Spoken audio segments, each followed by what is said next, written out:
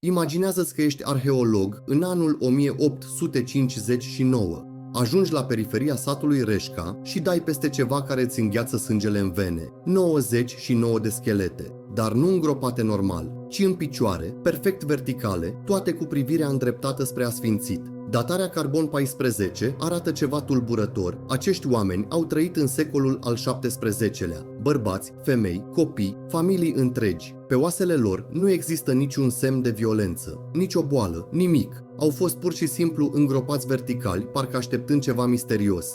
Prima teorie, o epidemie necunoscută care i-a înspăimântat atât de tare pe localnici, încât au crezut că doar îngroparea verticală va opri spiritele să revină printre cei vii.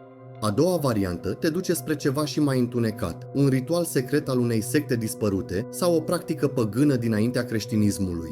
Dar există și o ipoteză care îți dă fiori reci pe șira spinării. Ce dacă acești 99 de oameni au fost condamnați pentru un păcat misterios, îngropați de vii în picioare ca o pedeapsă care să dureze o veșnicie? La peste 160 de ani de la descoperire, răspunsul încă ne scapă. De ce exact 99? De ce toți privesc spre apus? Ce secret ascunde acest colț uitat din România? Misterul Reșca rămâne fără răspuns și continuă să ne bântuie imaginația.